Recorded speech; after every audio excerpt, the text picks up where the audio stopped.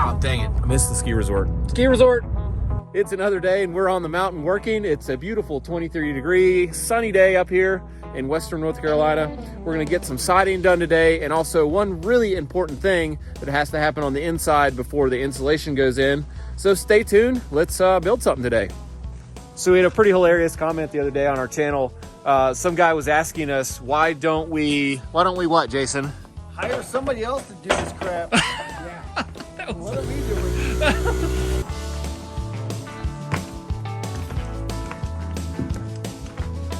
So here's the main important thing we need done today. We're in the house. Everything's been inspected. Everything's been roughed in, I hope. And we need to look at everything before insulation goes in here, because that can happen at any time. We just got to make the call. We're ready, and then they're coming. And they're going to cover up a bunch of stuff that later we won't be able to see. Yep. If we miss something. Yep. So we're going to show you guys that process. If you're a contractor, I hope you do this. It's a super important step. So let's start upstairs and we'll just work our way around room by room, wall by wall. Yep. We'll show you what we come up with. Problem number one, we had these tubs installed and there wasn't insulation back there. So now we're having to pull them out a little, insulate, and then put a vapor barrier on that insulation. So we're doing that. I'll show you real quick what it looks like when it's done. And the reason we're doing this is just we want to do it ourselves to make sure it's good. You know, you could let the insulators do that. That's what they do, but I can't really see back in there, and I want to make sure it's good, you know. So here's the other tub on the other side of the house that we just did this to. We had to just like pry it away from the wall enough to slide in that piece of vapor barrier stuff. And then we'll let the insulators take it up from there. How's it feel? That feels good. It's gonna be a trick getting all that in there though. I can tell you that much. It's okay. We're not pulling the tub out because, you know, it's all done. I would drain the water out of this, but hey, look. It's frozen. Yep. So I wish we would have caught this earlier, but we didn't. We do need a piece of blocking that goes all the way up right here for the edge of like where the backer board will break to sheetrock. But we're gonna wait till after the insulation and put that, you know, on the outside of the insulation.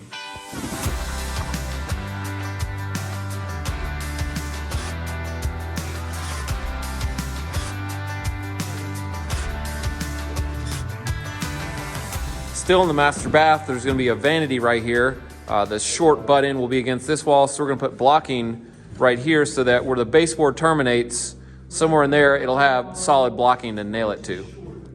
We're gonna scab across this hole because we first got this installed down here for a side-by-side washer and dryer, but really what we're doing is a stack washer dryer. So we had it moved and we need to scab across this double top plate and a better way to reinforce it. Put your fingers are in the way. Wait, hold on. Oh yeah, there we go. Oh, we're gonna get going with the pro tip of the day. It's for caulking, weirdly enough. So you're gonna caulk on a narrow surface like this. It's hard to do just like that. So just use your finger. Come on in here, Arlo. Just use your finger like a guide. You can run the line. Look at that. And then you can come back and boom, yeah, it's ready to go.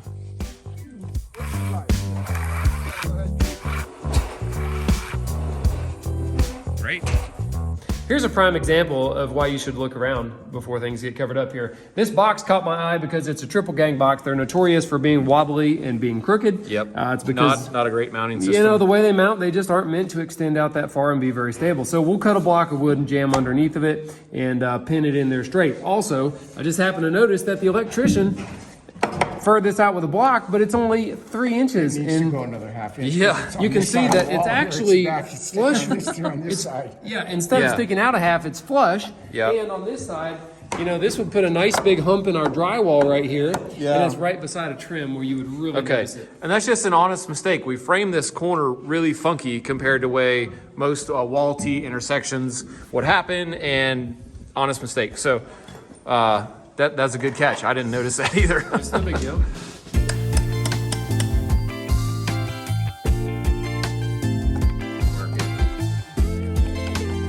Get my thing on the nail head here.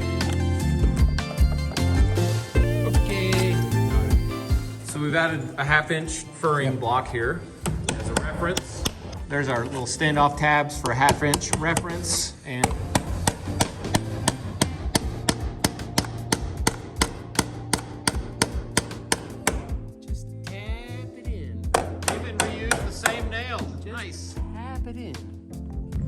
or we've got this thing furred out. Now we're just checking for level. It's leaning down a little, and that's what they do because it just sticks out so far.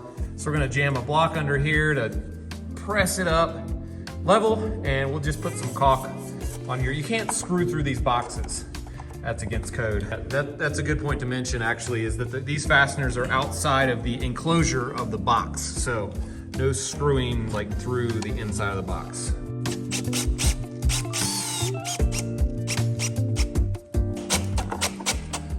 A little more up. Keep coming. Whoa, back to here. Yep. Got a couple nails in it, but Yeah. All right, here's another spot we're gonna fix. See, that's a little lippy there, and it needs to be flush because when they screw this thermostat to the framing through the drywall, it's gonna like bow the drywall in, or maybe pop drywall screws, or it's gonna do something. yeah, if your blocking is not actually perfectly flush with the frame and you do drywall, especially like a handrail bracket that you're gonna lag it in with some big heavy screws, it will crush the drywall. Yeah. And just break it in and compress it until it hits the blocking. Then you've got a giant area that's trashed. Yeah. So we're gonna sawz all that out and We'll just and bop it. I bet you yeah, you can probably bop it I'm out. gonna try to bop it right now. Oh, you got it. Break it. No. Oh, fixed. Okay, so we'll just put some more fasteners in there, but that's what we want. Flush.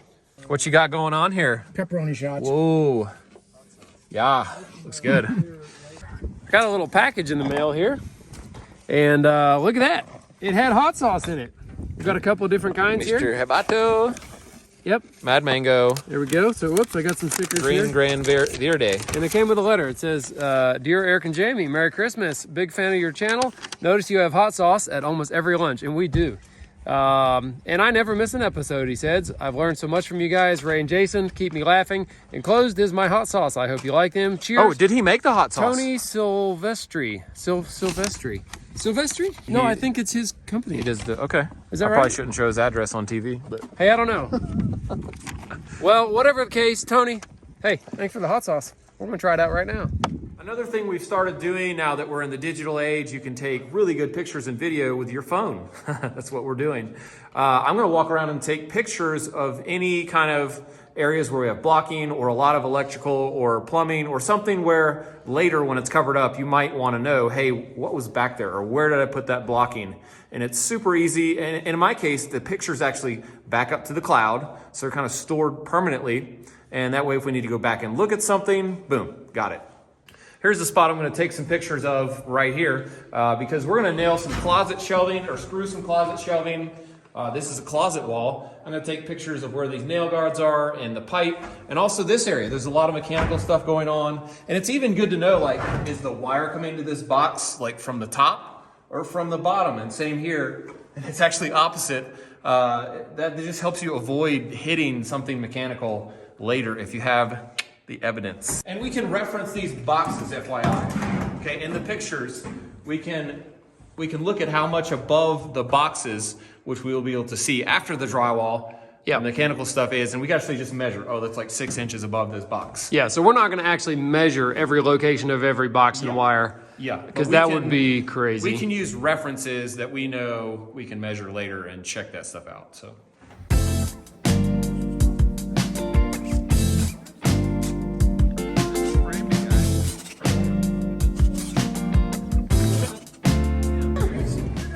What's going on, guys? Don't tell me what to do, Arlo. Arlo, don't tell me what to do.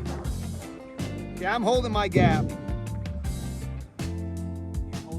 Yeah, so give him your number that you want. 66 3/4. That's what I want. One thing we got going on here is finishing up our Fireplace Chase so that we can have this ready to mount a flat screen TV to the wall. That's going to include blocking, mounting these boxes that will house power and coax for the TV. And then the third thing we're gonna do is do some 2-inch conduit that's gonna go behind the wall and come out over here, kind of hidden. And that way they can put like an entertainment center console that will house like the DVR, maybe any kind of gaming or the stereo. And you can run those wires through the wall to behind the TV And you can change them out in the future if the type of wires changes like it always does. You have a way to get them back. That's pretty sneaky. It's like Yeah. a secret passageway. Yeah, it's a good way to do it, I think. Mm-hmm.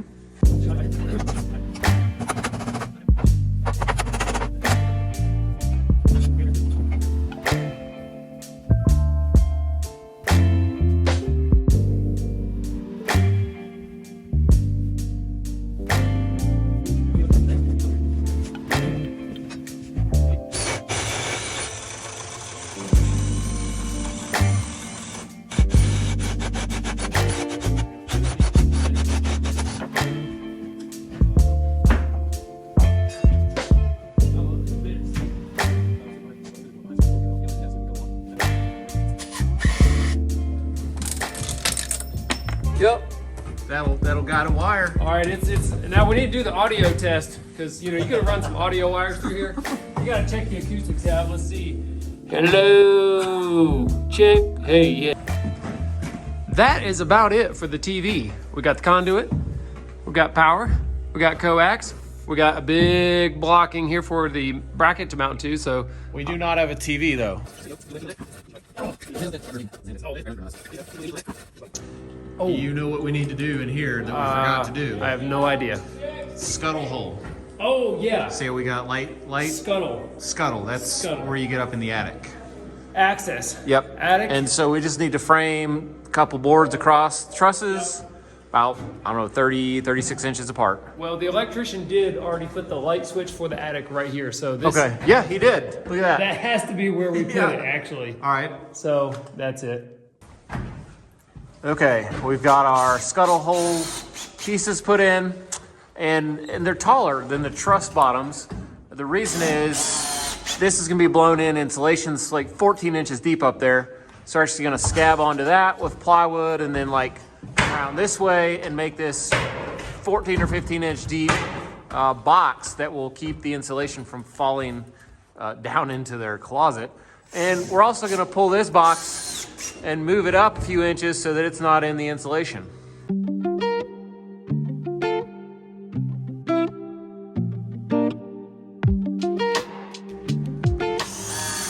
We've got it kind of topped out here and walk you around. That's kind of what we need. Other stuff we're adding today is blocking for toilet paper holders. Up here we're gonna put blocking for a towel ring thing next to the vanities and a bunch of stuff like that too. And one last minute change we're gonna do up here is can light, both centered. And this is not their fault, this is my fault. I told them to center this last one and this bit of hallway, which didn't line up with the one centered in this bit of hallway. So to me, after looking at it, it would look better to slide this over and have it centered with these two. So we're gonna do that just so aesthetically, I think that's gonna look a lot more pleasing.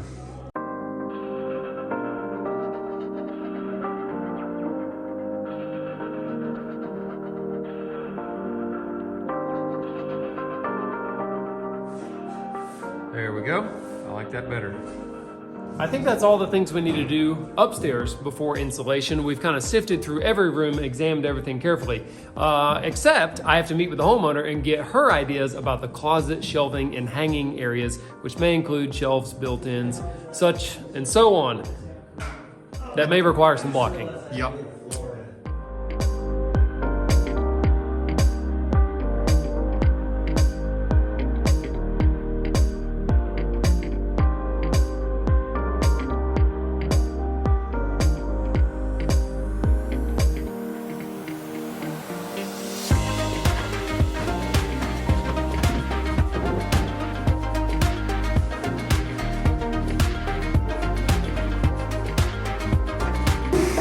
I just swept this up. Who kicked my dust pile? Was it you? I had my head down, I was taking notes, and before you know it... Here you go. You want to fix it? No, I'm good, thanks.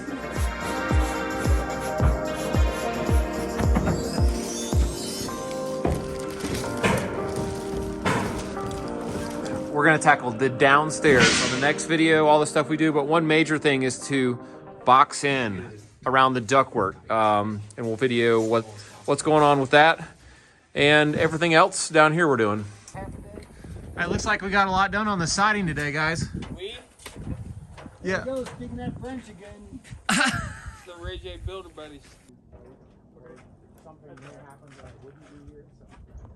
We've got our super highway set up here to finish out the top. We'll also be harnessing in, of course, at that height. And then tomorrow we plan to side it and then like paint back down and be totally done with everything up there with one walkboard setup, not have to do that again.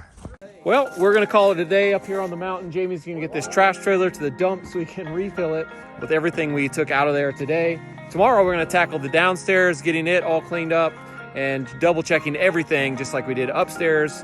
And we're gonna finish the siding, do some painting. It's gonna be another great day.